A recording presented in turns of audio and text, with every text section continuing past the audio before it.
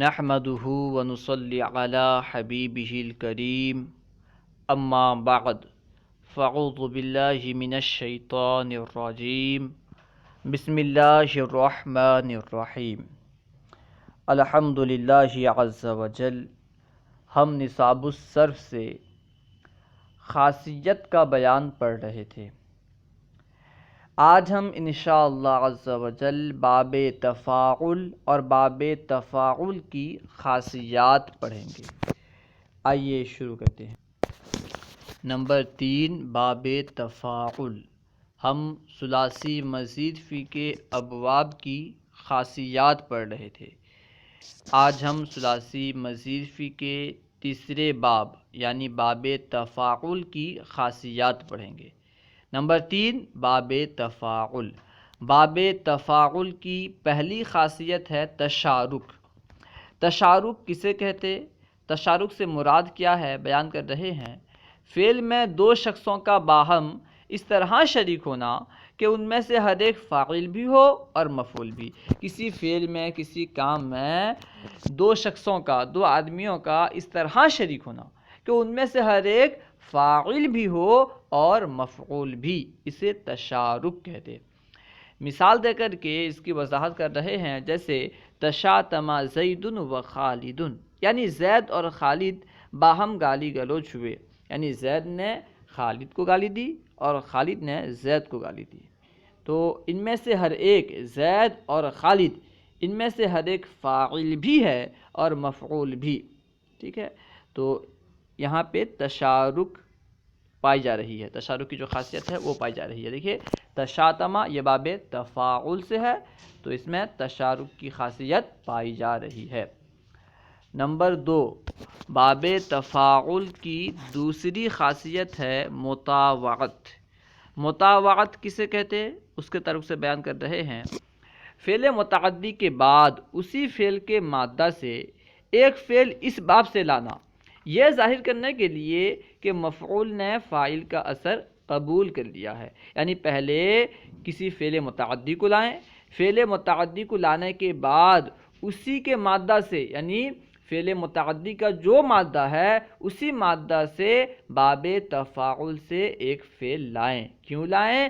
اس بات کو ظاہر کرنے کے لیے کہ فعل متعدی کا جو اثر ہے، ٹھیک ہے، فعل متعدی کے فاعل کے اثر کو مفعول نے قبول کر لیا ہے۔ جیسے باعدتہ فتباعد، ٹھیک ہے۔ اس مثال میں دیکھیں، باعدتہ یہ باب مفاعلہ سے واحد متکلم کا صیغہ ہے جو کہ فعل متعدی ہے۔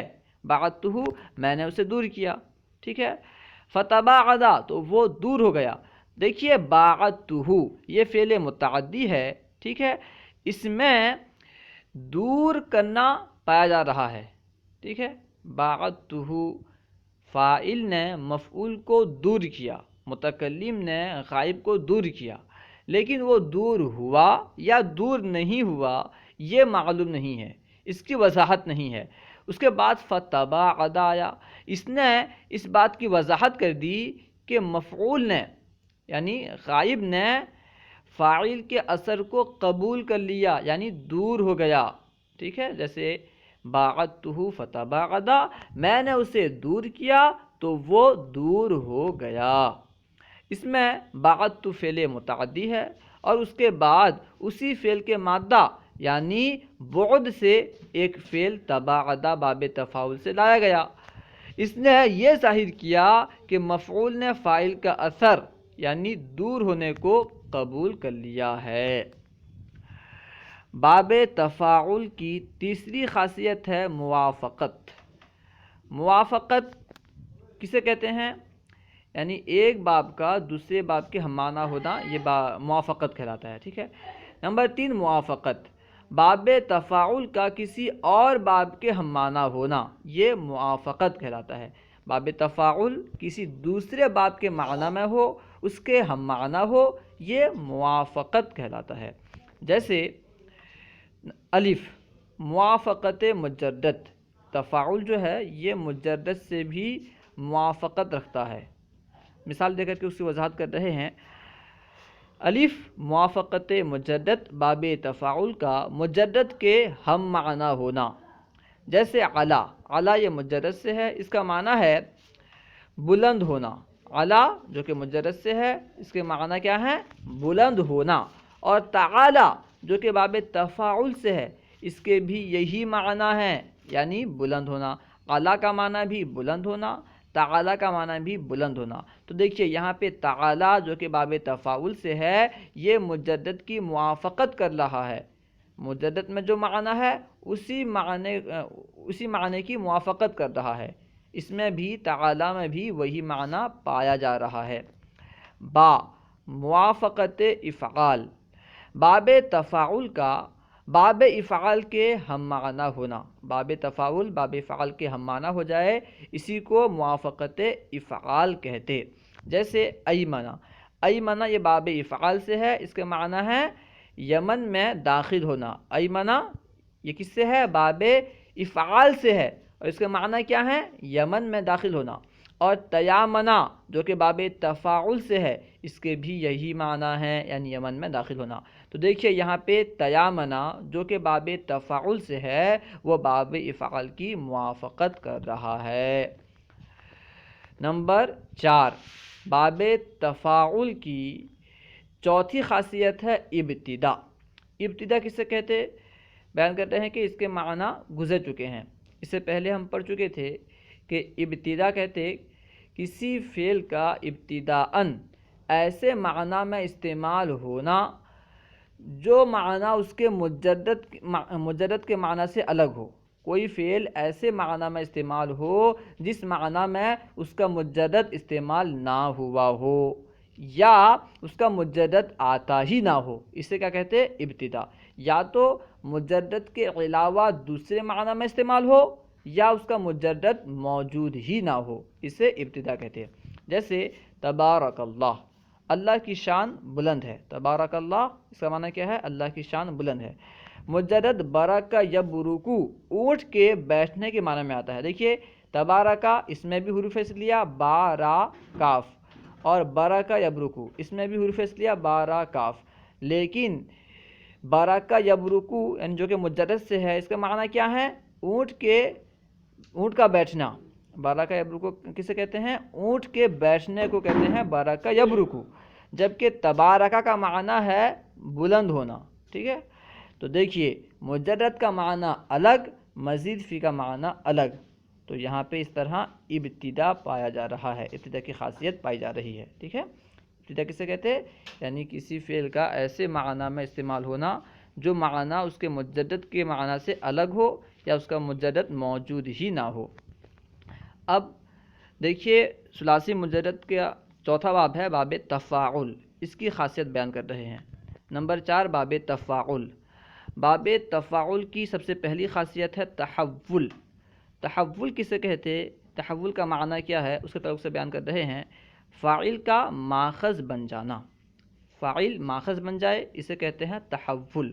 جیسے تنصرہ، تنصرہ کا معنی ہے معاذ اللہ وہ نصرانی ہو گیا، ٹھیک ہے؟ تنصرہ یعنی وہ نصرانی ہو گیا، تو اس میں ماخذ کیا ہے؟ نصرانی۔ تنصرہ فعل کیونکہ لفظ نصرانی سے بنا ہے اس لیے تنصرہ کا ماخذ نصرانی ہے۔ تو اس میں دیکھیے فاعل جو ہے تنصرہ فعل کا جو فاعل ہے ہوا ضمیر وہ ماخذ یعنی نصرانی بن گیا، اس طرح اس میں تحول کی خاصیت پائی جا رہی ہے۔ نمبر 2، باب تفاعل کی دوسری خاصیت ہے اتخاذ۔ اتخاذ کسے کہتے ہیں؟ خود بیان کر رہے ہیں کہ فاعل کا ماخذ بنانا یا ماخذ اختیار کر لینا یا مفعول کو ماخذ بنانا یا مفعول کو ماخذ میں لینا، ان 4 معانی کے لیے اتخاذ کا لفظ استعمال کیا جاتا ہے۔ فاعل کا ماخذ بنانا اسے بھی اتخاذ کہتے، یا ماخذ کو اختیار کر لینا اسے بھی اتخاذ کہتے، یا مفعول کو ماخذ بنانا اسے بھی اتخاذ کہتے، اسی طرح مفعول کو ماخذ میں لینا اسے بھی اتخاذ کہتے۔ مثال دے کر کے ہر ایک کی وضاحت کر رہے ہیں، جیسے تبوبا، تبوبا باب تفاعل سے ہے، ٹھیک ہے؟ تبوبا کا معنی ہے اس نے دروازہ بنایا، تبوبا اس نے دروازہ بنایا۔ دیکھیے تبوبا کا ماخذ کیا ہے؟ باب، باب کا معنی ہوتا ہے دروازہ، تو اس میں تبوبا فعل میں جو فاعل ہے وہ ماخذ کو بنا رہا ہے، یعنی دروازے کو بنا رہا ہے، باب کو بنا رہا ہے، تو اس طرح اس میں ماخذ کا بنانا پایا گیا، تو اس میں اتخاذ کی خاصیت پائی گئی۔ تبوّبا، اس نے دروازہ بنایا۔ دوسری مثال ہے تجنبا۔ تجنبا کا معنی ہے اس نے کونا پکڑ لیا۔ تجنبا، اس نے کونا پکڑ لیا۔ اس کا ماخذ ہے جنبن، کیونکہ تجنبا فعل جنبن سے بنا ہے، اس لیے تجنبا کا ماخذ ہے جنبن۔ تو دیکھیے فاعل ماخذ کو یعنی جنبن کو اختیار کر رہا ہے، ٹھیک ہے۔ تجنبا، اس نے کونا پکڑ لیا۔ تصودا، تصود الحجرہ، اس نے پتھر کو تکیہ بنایا۔ تصود الحجرہ، اس نے پتھر کو تکیہ بنایا۔ تو اس میں دیکھیے یہاں پہ فاعل جو ہے یہ مفعول کو ماخذ بنا رہا ہے، الحجر جو کہ مفعول ہے اسے ماخذ بنا رہا ہے، کیونکہ تصودہ فعل کا ماخذ ہے وسادتن۔ وسادتن کا معنی ہے تکیہ۔ تو دیکھیے تصودہ فعل کا جو فاعل ہے وہ مفعول یعنی حجر کو ماخذ یعنی تکیہ بنا رہا ہے، تو اس طرح اس میں اتخاذ کی خاصیت پائی جا رہی ہے، کیونکہ مفعول کو ماخذ بنانا کا معنی پایا جا رہا ہے۔ اور چوتھی مثال ہے، تو چوتھی مثال دیکھیے تعبط الصبیہ۔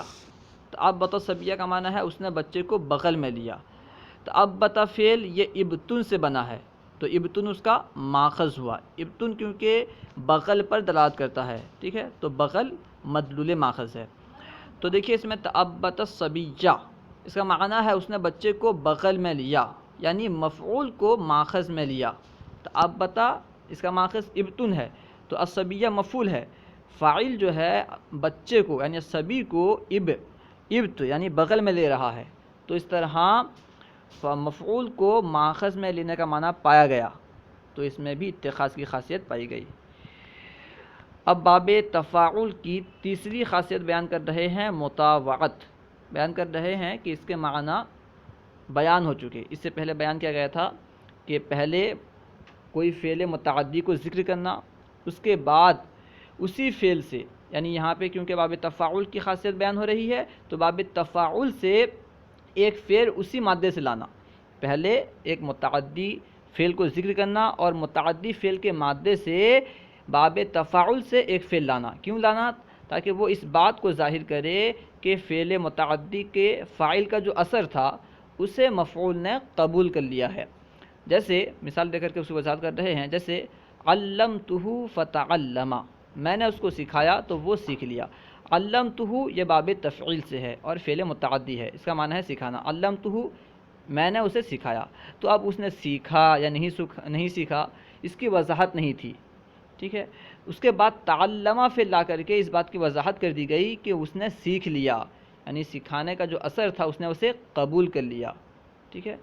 اس کو بیان کر رہے ہیں مطاوعت، اس کے معنی بیان ہو چکے، یعنی متعدی فعل متعدی کے بعد اسی مادے سے ایک فعل کو لانا، باب تفاعل سے ایک فعل کو لانا تاکہ وہ اس بات کو ظاہر کرے کہ فاعل کے اثر کو مفعول نے قبول کر لیا ہے۔ علمتہ فتعلم، میں نے اسے سکھایا تو وہ سیکھ گیا۔ باب تفاعل کی چوتھی خاصیت ہے موافقت۔ باب تفاعل میں بھی موافقت کی خاصیت پائی جاتی ہے۔ باب تفاعل کا مجرد کے ہم معنی ہونا یہ موافقت کہلاتا ہے۔ جیسے قبیلہ کے معنی ہیں اس نے قبول کیا، قبیلہ یعنی اس نے قبول کیا، اور تقبلہ کے بھی یہی معنی ہے۔ دیکھیے قبیلہ کا معنی ہے قبول کرنا، اور تقبلہ قبیلہ کے معنی کی موافقت کر رہا ہے۔ قبیلہ کا معنی قبول کرنا اور تقبلہ کا معنی بھی قبول کرنا، تو تقبلہ قبیلہ کے معنی کی موافقت کر رہا ہے، اس طرح اس میں موافقت کی خاصیت پائی جا رہی ہے۔ نمبر 5، باب تفاعل کی پانچویں خاصیت ہے ابتدا۔ ابتدا بیان کر رہے ہیں کہ اس کے معنی بھی بیان کر دیے گئے، یعنی کسی فعل کا ایسے معنی میں استعمال ہونا جس معنی میں اس کا مجرد استعمال نہ ہوا ہو، یعنی مجرد کے علاوہ دوسرے معنی میں استعمال ہونا یا اس کا مجرد موجود ہی نہ ہو، ٹھیک ہے۔ ایسے مادہ سے فعل لانا جس کا مجرد موجود ہی نہ ہو، ان دونوں معنی کے لیے ابتدا استعمال ہوتا ہے، ان دونوں کو ابتدا کہتے ہیں۔ مثال دے کر کے اس کی وضاحت کر رہے ہیں، جیسے تشمسا۔ تشمسا کا معنی ہے وہ دھوپ میں بیٹھا، ٹھیک ہے۔ تشمسا وہ دھوپ میں بیٹھا، یہ باب تفاعل سے ہے. اس کا مجدد فعل استعمال ہی نہیں ہوتا. ٹھیک ہے، یعنی ابتدا کا جو دوسرا معنی تھا، ابتدا کے معنی کا جو دوسرا جز تھا کہ اس کا مجدد موجود ہی نہ ہو، اس معنی میں یہاں پہ ابتدا پایا جا رہا ہے. تشمسا وہ دھوپ میں بیٹھا. تو کیونکہ شمس اس مادہ سے، اس کے حروف اصلیہ شین میم سین، کیونکہ اس مادہ سے مجدد سے فعل آتا ہی نہیں ہے، اس لیے گویا کہ اس میں ابتدا کی خاصیت پائی گئی. اللہ و رسولہ اعلم. اگر کوئی بات آپ کو سمجھ میں نہ آئی ہو یا درسیات کے متعلق کوئی سوال کرنا چاہتے ہوں تو کمنٹ باکس میں سوال کریں، انشاءاللہ عز و جل ممکنہ صورت میں جواب دیا جائے گا. السلام علیکم ورحمۃ اللہ وبرکاتہ.